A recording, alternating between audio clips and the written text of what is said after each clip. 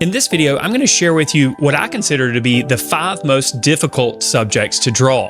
But I'm also going to include a few strategies to make drawing these subjects quite a bit easier.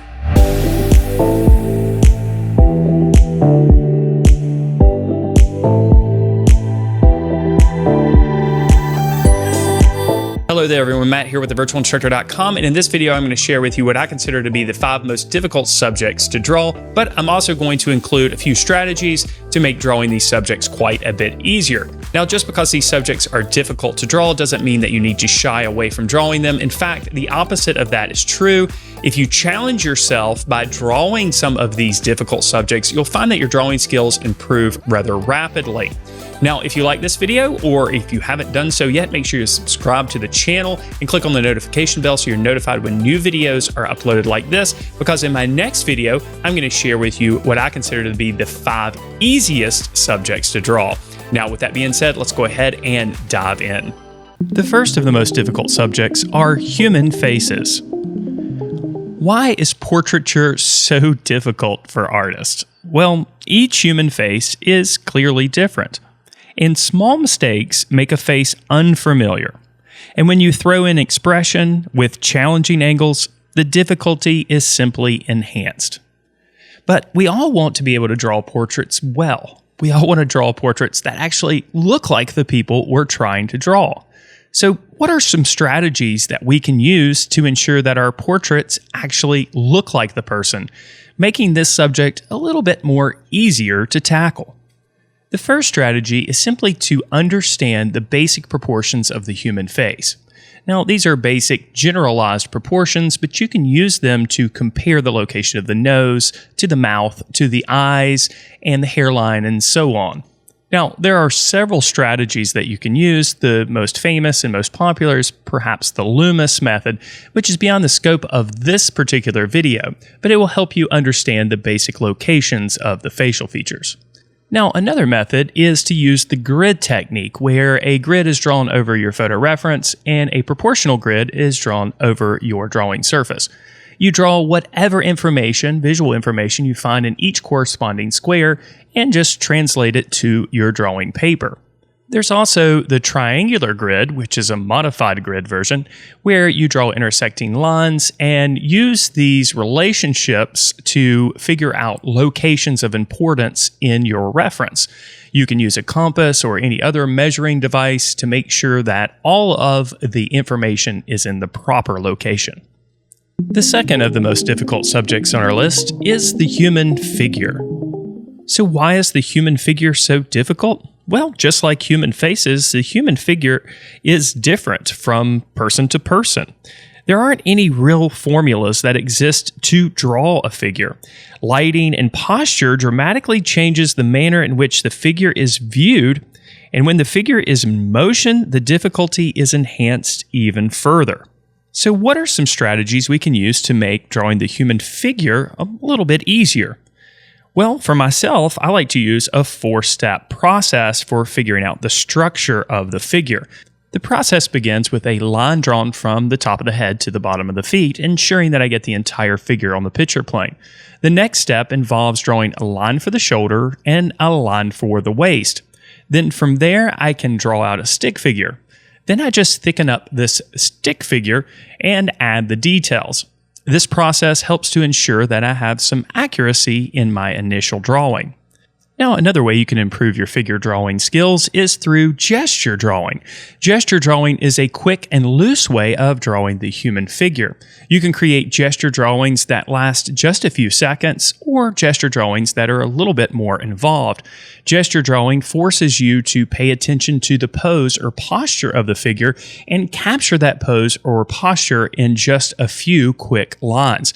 Gesture drawings can also be developed into full-on figure drawings. The next difficult subject are ellipses. But what are ellipses? Well, an ellipse is basically a circle viewed from an angle. This results in a distorted view of the circle with a shape that resembles an oval. Circles can be challenging enough on their own, but when we add in an angle, this makes ellipses difficult. One strategy I like to use when drawing ellipses is to basically start with a cross or intersecting lines here. These lines, of course, will intersect in the center part of the ellipse. Using these lines, we can make an approximation of the edges of the ellipse on the top and the bottom and on either side. Then we can use looser, sketchier marks to draw out the ellipse. A more precise method involves using perspective. Here we see how one-point perspective can be used to figure out the basic shape of the ellipse. Here we've drawn a horizon line and a vanishing point and two lines from the vanishing point.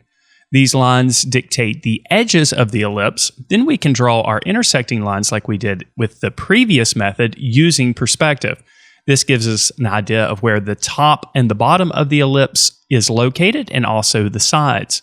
Then, just like we did before, we can use looser marks to draw the elliptical shape within this particular shape using the markings as a guide.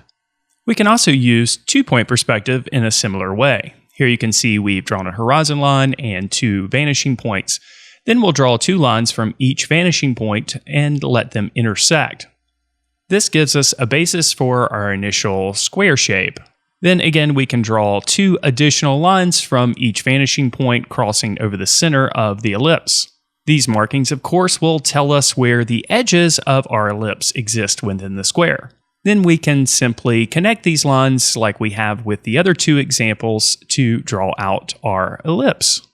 The fourth subject on our list of difficult subjects to draw are vehicles. But why are vehicles so difficult to draw? Well, vehicles are technical marvels with specific proportions and shapes. Just like the human figure, drawing or painting vehicles from different angles increases the difficulty. Add on top of that there are tons of circles and ellipses and curved shapes. This makes vehicles very difficult to draw. Now, we can use some of the methods we've discussed earlier to ensure accuracy in our drawings of vehicles. My favorite method to use is the grid technique. Number 5 on our list of the most difficult subjects to draw are animals. Just like the human figure, animals feature unique proportions and can be presented in multiple poses. Light and shadow can greatly affect the way the body of the animal appears.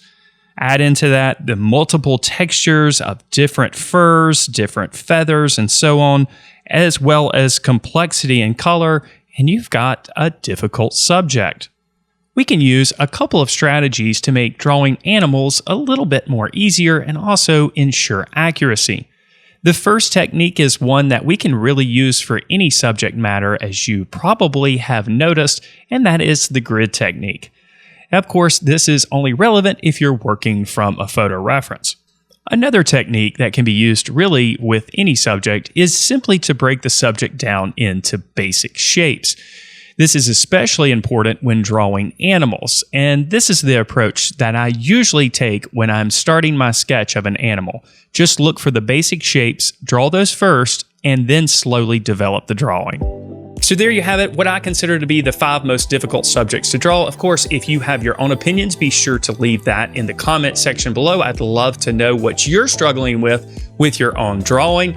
And if you want to take your drawing and painting skills to another level, of course, I would encourage you to check out the membership program over at thevirtualinstructor.com, which includes a variety of drawing and painting courses on a variety of subject matter and media. In fact, most of the imagery that you saw in this video are from our course videos or live lesson series. There's also weekly live lessons, which are streamed each week for members. Each live stream is an hour long, and we create fully developed pieces of art with those live lessons. There are weekly critiques as part of the Members Minute, and there's also a year-long curriculum for visual arts teachers, which includes everything you need to teach. If you want to learn more about our program and start your free trial, I'll leave a link in the description below. You can go check it out there. Also, if you want to check out 3 of our course videos and ebooks for free, I'll leave a link for that below in the description as well. That will also put you on our mailing list, and you get a ton of free lessons from our website. Thanks again for watching, and as always, I wish you all the very best in your artistic success.